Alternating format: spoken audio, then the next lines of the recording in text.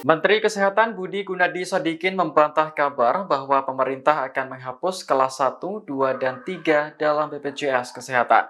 Menurut Budi, pemerintah hanya menyederhanakan layanan lewat kelas rawat inap standar atau KRIS. Hal itu disampaikan Menkes saat mendampingi Presiden Jokowi mengunjungi rumah sakit di Konawe, Sulawesi Tenggara, Selasa siang. Ia menjelaskan penerapan KRIS akan meningkatkan kualitas pelayanan kepada masyarakat. Sebagai contoh, masyarakat pengguna BPJS yang sebelumnya berada dalam kategori kelas 3 nantinya akan naik menjadi kelas 2 dan kelas 1. Namun, sebelum standarisasi itu berlaku, Budi meminta publik menunggu aturan teknis mengenai sistem pelayanan pasien BPJS itu. Pihaknya akan mengeluarkan Permenkes sebagai tindak lanjut Perpres soal jaminan kesehatan tersebut. Sebelumnya, Presiden Jokowi mengeluarkan aturan baru berisi penghapusan kelas 1, 2, 3 BPJS Kesehatan.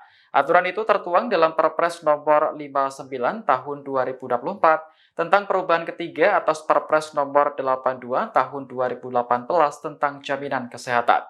Pak, terkait kesehatan juga Pak, terkait penghapusan kelas-kelas di BPJS sendiri kan kelas-kelas sudah mulai dihapuskan kelas 1, kelas 2, kelas 3. Ini Pak Melkes. Kalau misalnya pemerintah tanggapannya seperti apa? Misalnya Pak.